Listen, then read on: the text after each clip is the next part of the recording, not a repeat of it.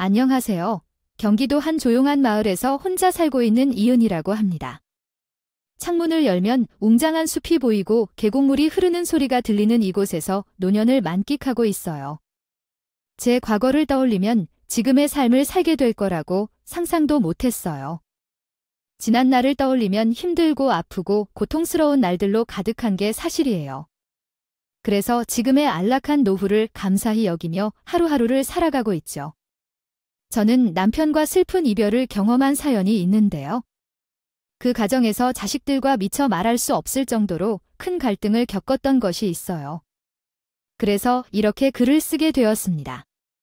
제 사연을 몇 자 적어볼 테니 이 노인의 이야기에 주목해 주시면 감사하겠습니다. 1970년대 초까지 가난한 집에서 자랐어요. 선이었던 남편을 만나 결혼했습니다. 그 당시에는 제나 남편 다 가진 게 하나 없어서 단칸방에 살림을 차리는 것으로 부부의 연을 맺었습니다. 남의 지퍼들의 일로 돈을 벌었던 우리 부부는 가난했지만 하루하루 열심히 살았어요. 언젠가 형편이 좋아질 거라 믿으며 최선을 다했죠. 그런데 의사치 않게 아이가 생겨서 우리의 가난은 배가 되어 버렸습니다. 아들 녀석은 먹성도 좋고 건강하게 잘 자랐지만 많은 걸 해줄 수 없어서 미안하기만 했어요. 그렇게 세월이 조금씩 흘러 아들이 7살이 되던 해 남편과 둘이서 바닷가 여행을 떠났습니다. 저는 반일을 약속해둔 대로 부자를 보내고 일을 하기로 했습니다. 그러나 남편과 아들이 바다로 떠난 지 몇 시간 만에 사고 소식을 듣게 되었습니다. 구조대원들과 목자들의 말에 따르면 제 아들이 바다 깊은 곳에 들어가 허우적거리는 걸 남편이 발견해서 구출하려고 뛰어들었다고 하더군요.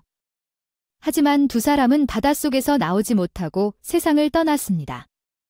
황망하고 비통한 저는 남편과 아들 장례식에서 정신을 잃어서 미친 여자처럼 울다가 웃다가를 반복하며 지었습니다. 보장을 취직가면서도 제대로 먹지도 못하고 잠을 자지도 못하며 멍이 앉아서 두 사람을 그리웠습니다. 그러다 월세가 밀려 집주인에게 쫓겨나서 오갈 데 없이 세상을 돌아다녔습니다. 보다이 하나 들고 이럴 곳이 있으면 하루지라고 밤을 보낸 뒤 다른 곳으로 떠나기를 바랐습니다.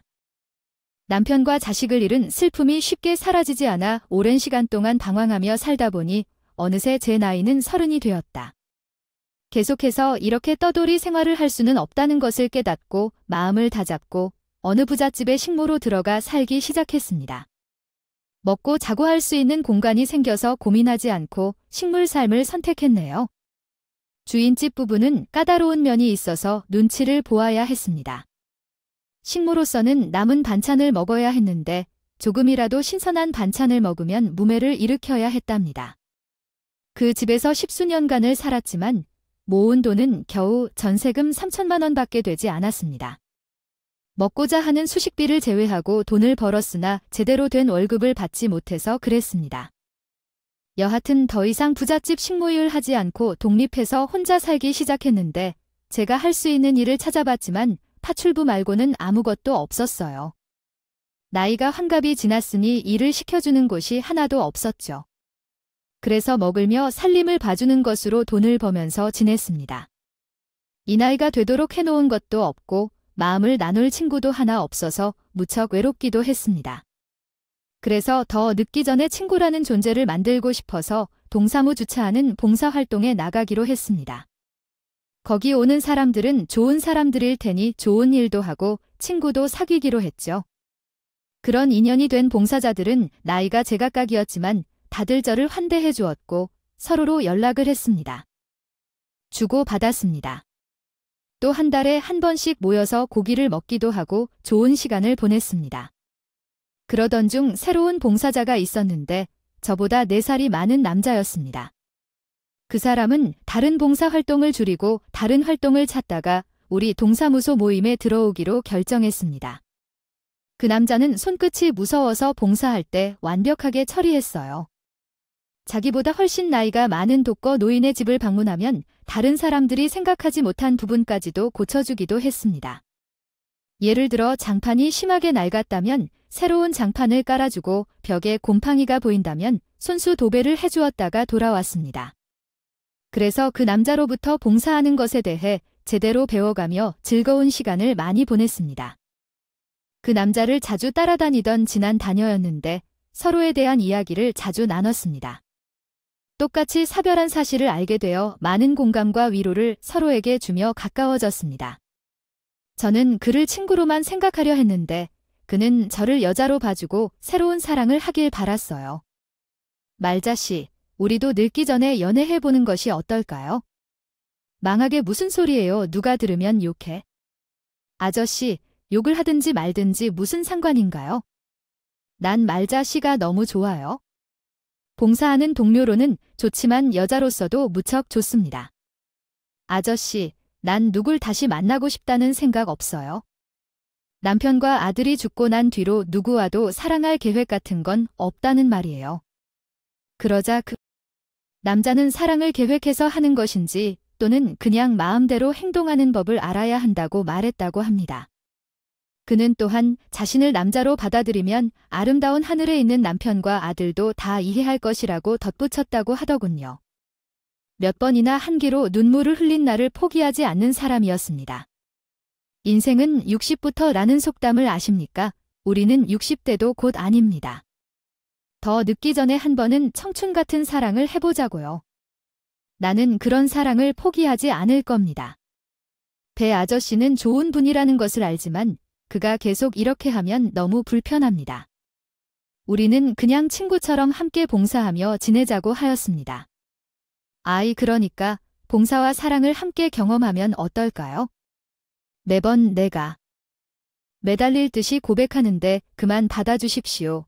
거의 10번 이상을 거절했는데도 한결같이 나를 예쁘게 봐주는 춘배 씨에게 고마움을 느꼈고 마음의 문이 열리자 그의 고백을 받아들이게 되었답니다. 그래서 60대의 두 번째 사랑을 시작하게 되었어요. 우리는 이팔 청춘이라는 말이 어색하지 않을 만큼 뜨겁고 달콤한 연애를 했답니다.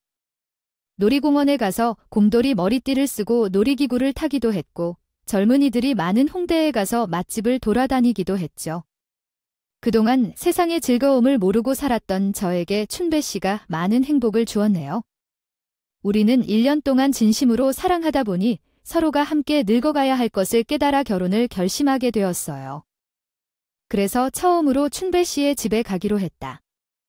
으리으리한 대저에서 살고 있었는데 평범한 사람인 줄 알았던 저의 생각을 깨게 했다. 층상가의 건물이자 많은 회사들이 투자를 해서 벌어들이는 수입이 어마어마했다. 이런 부자인 춘배 씨가 아무것도 없는 나와 결혼하겠다 하니 큰 부담이 되었다. 춘배 씨가 이렇게 부자인 줄은 몰랐는데 왜 나 같은 사람이 만나게 됐는지 모르겠다. 돈이 있을 때도 없을 때도 상관없고 사랑은 아무 때나 찾아올 수 있다. 나에게는 다른 사랑이 다시는 찾아오지 않을 것 같아서 함께 할 수 있는 춘배 씨와 함께 하기로 했다. 누군가가 본다면 나는 춘배 씨에게 돈을 요구했을까 생각할지도 모른다. 보고 있는 동안 시집가진 줄 알겠어요. 제가 아무것도 가진 게 없는 여자라고요. 하지만 춘배 씨는 그런 것들 상관없다고 했고 연애하는 동안 한 번도 부자임을 밝히지 않았는데도 제가 자신을 사랑해줬기 때문에 우리 사이는 돈 때문에 얽힌 게 아니라며 결혼을 하자고 했어요. 몇 주 동안 고민을 거듭한 끝에 멋진 남자와 멋진 집에서 살아가는 행운이 다시 오지 않을 거라는 마음이 들어서 춘배 씨의 제안을 받아들이고 그의 집에 들어가 살게 되었습니다. 우리가 부부가 되었다는 소식을 춘배 씨 자식들에게 알렸습니다. 제가 이전에 자식들에게 허락을 받자고 했는데 다들 잘 살고 있는 데다가 뒷바라지도 잘해줬으니요. 충분히 이해하고 축하해 줄 거라고 했으니 이제야 소식을 전해야겠네요. 춘배 씨의 자식은 아들 셋과 딸 하나가 있었지만 집안에 모이자마자 나를 매섭게 쳐다보더군요. 처음에 입을 때는 춘배 씨의 딸이었습니다. 아주머니, 우리 아빠 돈을 보고 이 집에 들어오신 거예요? 원하는 액수가 얼마인지 얘기하면 우리가 돈을 드릴 테니 그만 가셔야 합니다. 아니에요. 난 여러분의 아버지인 배 씨를 진심으로 좋아하고 있으니 돈 같은 건 관심 하나 없어요. 개나 노예하지 마세요. 그러자 남편이 된 배 씨가 딸에게 통을 치셨어요. 이 녀석이 새엄마 드는 사람한테 못하는 소리 없네? 뭐 돈을 줄 테니 꺼지라고. 야 말자. 씨한테 내가 부자임을 밝혔는데도 청혼하고 이 집에 남았습니다. 데리고 와서였어. 그전까지는 불도 없는 노인이라고 알고 나를 만나준 고마운 사람이란 말이야. 아빠 원래 꽃뱀들은 다 알고 모른 척하고 접근하는 거야? 그리고 어떤 여자가 돈 때문에 결혼했다고 말하겠냐? 아빠 결혼해서 집에 여자를 리지 말고 연애나 하면서 사세요. 다 늙어서 주이게 뭐 하는 거야? 자식들한테 부끄럽지도 않아 뭐야 이 녀석아. 그럼 나는 너희 눈치나 보면서 살아야 한다는 거냐? 내 엄마 죽고 나서 너희 넷을 키우려고 내가 어떻게 살았는지 알면서 이런 식으로 나오냐? 긴 말 할 거 없다. 난 말 잘 실랑이 혼인신고를 마쳤다. 너희들한테 어머니가 되었으니 예의를 갖추도록 해라. 만약 또 꼬끔을 하면 가만 있지 않겠어? 남편은 소리칠 만큼 자식들에게든 해주고 또 물려줄 유산도 많았으니 그의 말에 토를 달지 않았습니다. 아들 셋은 저에게 어색하게 어머니라고 불렀고 딸아이는 셋 엄마라고 호칭을 붙이기 시작했습니다. 가끔은 아니지만 자식들이 남편과 함께 사는 집을 방문할 때 어색한 시간을 보냈어요. 아들 셋은 저에게 관심조차 없었고 남편의 재산에만 크게 신경을 쓰더라고요. 은 재산을 물려주겠느냐 남편에게 물었습니다. 아버지 연세도 계시니 해서 건물 관리하기 힘들겠다며 물려주세요. 너희는 내가 돈으로 보이느냐? 어떻게 내 집에 올 때마다 재산 달라는 말뿐이냐? 다른 이야기는 할 게 없는 게야 이와 같이 건강은 걱정은 되느냐 아버지요. 아, 당연히 걱정되죠. 그래서 드리는 것입니다. 말씀하시죠. 이제 편하게 어머니와 여행이나 다니시면서 사세요. 삶을 살 때 불편함이 없도록 하세요. 나 혼자 너희들을 차례대로 키워왔다고 생각했는데 아마도 부족하게 키워온 모양인가 보군요. 내 재산에만 침을 흘리고 있는 너희들 모습을 보니 참으로 한심스럽네. 남편이 속을 빌며 재산에 눈 돌리지 말라 했고 아직도 참을성 타듯 나한테 말하지 말라고까지 하더군요. 그런데 장남이 저를 바라보며 이야기했습니다. 어머니, 그것 때문인가요? 어머니가 하늘 물려주면 안 된다고 말씀하셨나요? 아니, 계속 어머니라고 불러주니까 우리가 진짜 엄마라고 생각하는군요. 우리는 언제든지 이 여자를 배신자로 채택할 준비를 하고 있어요. 너 이놈네, 우리 엄마가 그런 사람이 아니라고 몇 번을 말해야 알아듣는 거니? 응, 왜 아직도 너의 엄마를 의심하는 거냐고. 꽃뱀이 아니고 돈에 관심도 없는 사람이야 얼마나 더 진심을 보여야 믿어줄 거냐. 언제까지 내 아내를 너희 엄마로 인정하고 받아줄 거냐고. 아버지가 어머니한테 단단히 빠지셨네요. 눈에 콩깍지가 제대로 씌어진 것 같아요. 저희가 예의를 차려서 어머니라고 부르는 걸 바라신다면 우리가 원하는 대로 해주세요. 원장이라 한 장 써주세요. 유산을 저희 남매에게 주신다고 말이에요. 저희가 괜한 의심을 하지 않도록 증거를 남겨주세요.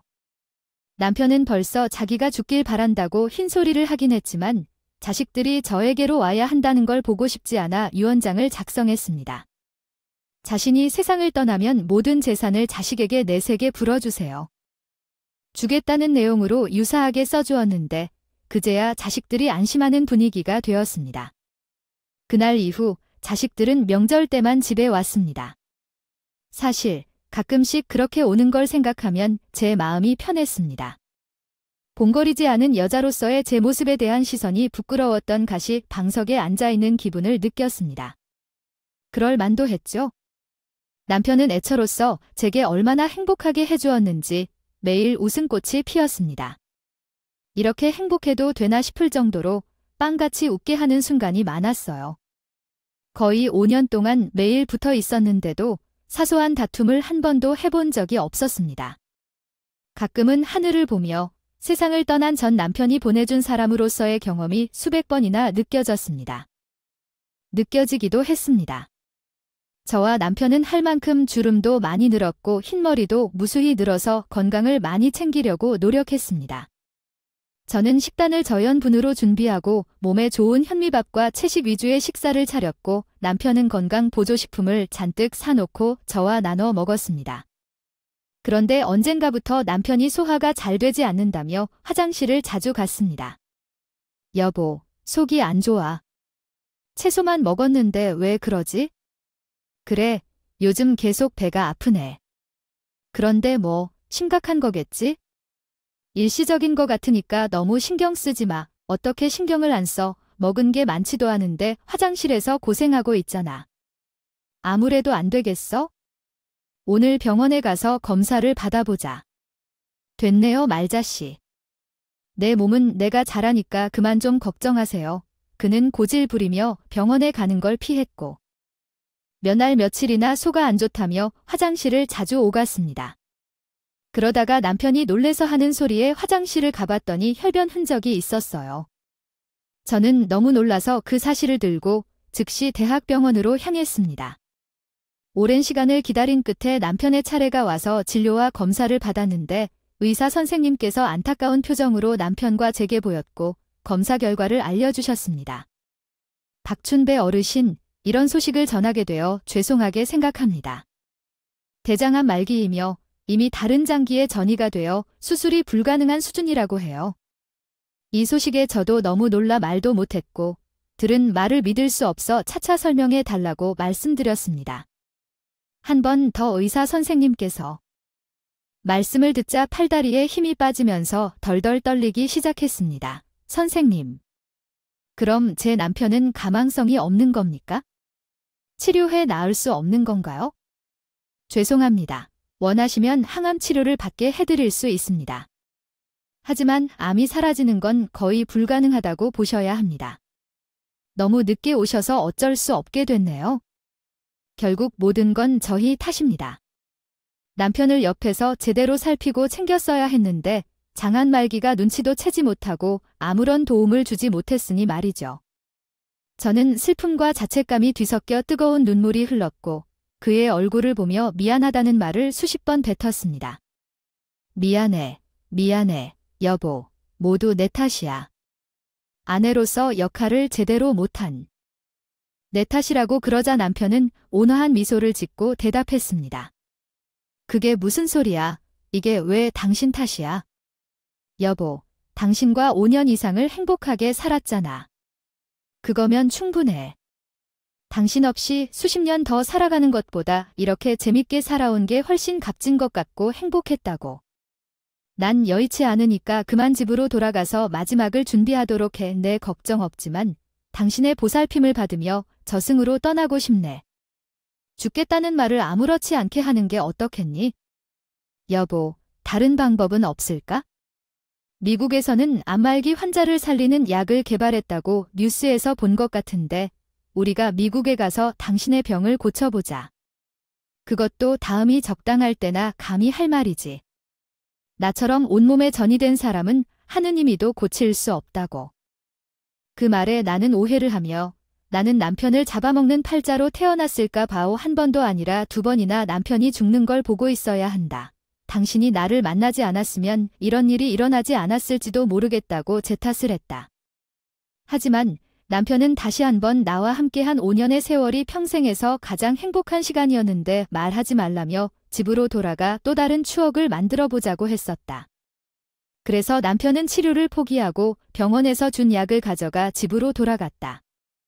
그는 한동안 괜찮은 것 같았지만 일주일 만에 혈색이 어둡게 변하고 몸이 말라가며 음식도 거의 못 먹고 거동이 힘들어서 하루 종일 누워만 있었다.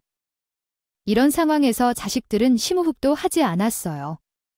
처음에 남편의 사실을 알게 된 후 바로 연락했는데 아무도 놀랄 것 없이 무난하게 받아들였어요.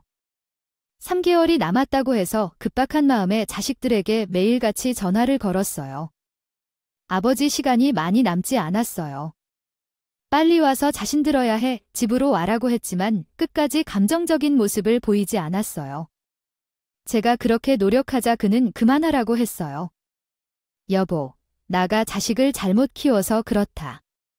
너무 애쓰지 마. 아버지가 이렇게 아픈데 자식들이 가만히 있는 것이 옳은 건가? 멈추어라. 그 아이들은 내가 빨리 죽어서 유산을 받기를 바라고 있는 거야? 당신이 얼마나 좋은 말을 해도 그들은 바뀌지 않을 거야. 속이 시커멓게 변한 지 오래라고 알았어. 당신 자식들이 알아서 찾아올 때까지 아무런 연락을 하지 않을 거야. 그의 말에 더는 연락을 하지 않았고 저자는 남편을 정성껏 돌보며 진행했습니다. 그런데 얼마 뒤 무슨 바람이 불었는지 자식들이 내실을 한꺼번에 집으로 찾아왔습니다. 저는 드디어 정신을 차리고 자식된 도리를 하러 온 줄 알고 반갑게 맞아주었습니다. 너희들이 왔구나. 잘 왔다. 이제라도 아버지 곁에서 좋은 말과 기억을 남겨주라 하지만 자식들은 저를 밀치고 집 안으로 들어와 있는 남편을 흔들어서 물었습니다. 그리고 분개한 장남이 남편에게 소리를 쳤군요. 아버지, 이게 뭐 하는 짓이에요? 유 원장은 고치셨다. 저 아줌마에게 유산의 절반을 주고 나머지 절반은 우리 사이에 나누자는 게 진짜예요. 그러자 남편이 새소리를 내며 목소리를 겨우 내어 말문을 열었습니다. 그렇다 그리고 어머니한테 아줌마가 뭐냐. 응 어쨌든 내 곁에서 많은 애를 써준 사람이니 유산 절반을 받게끔 해주고 싶다. 너희들은 그동안 내가 준 돈으로 호의호식하면서 잘 살고 있잖아. 다들 사업체도 가지고 있어서 먹고 사는데 지장도 없으니 적당한 유산을 물려받아도 상관없잖아. 그의 말에 저도 크게 놀랐습니다. 얼마 전 변호사를 집으로 불러서 제가 잠시 나가도 되냐고 물었더니 유 원장은 고쳤나 봅니다. 어쨌든 분노한 자식들이 연성을 높이며 어떻게 그럴 수가 있느냐며 피부치인. 자식들보다 몇 년 같이 산 제가 더 중요하냐고 따졌습니다. 얼마나 심하게 남편을 괴롭히던 뒤에서 듣고 있던 제가 나섰습니다. 얘들아, 나는 아버지의 재산 한 푼도 받지 않겠다. 그러니 걱정하지 마, 여보. 이렇게든 내리니 유언을 다시 고쳐줘. 당신의 재산을 자식들에게 다 물려주라고. 난 아무것도 필요 없어. 그리고 자식들에게 그만 입을 다물고 기다리라고 말해주었습니다. 기웃고 남편이 끙끙 앓는 소리를 내더니 어렵게 말을 꺼냈답니다. 그래, 너희들이 바라는 대로 유언을 다시 고쳐주면 됐지? 변호사를 불러서 다시 작성할 테니 다들 물러가라. 너희들 때문에 가슴이 막히는구나. 기분이 어느 정도 그럴지는 장남이 아맞겠지만 그렇게 될 것 같아서 왜 걔한테서 우리가 모여 앉겠어요. 그러면 유 원장이 알아서 해주실 거라 믿고 우린 잠깐 다가갈 차이니까 몸을 잘 챙기세요. 나중에 아버지 변호사한테 찾아갈 테니 우리에게 공개하라고 할 거라고 말하더니 자식들이 동시에 집을 나갔어요. 오로지 남편의 유산에 대한 이야기만 하고 다른 얘기는 안 하더라고요. 현관을 나가는 자식들이 얼굴을 힐끔 봤더니 다들 입술이 올라갔었습니다. 제가 키워온 자식이었다면 혼자서 내줄 텐데 싸우기 싫어서 주먹을 쥐었지만 아무 말도 못하고 보내줬어요. 이튿날 남편은 변호사를 불러 오늘 시키지만 이번에도 나를 밖으로 내보냅니다.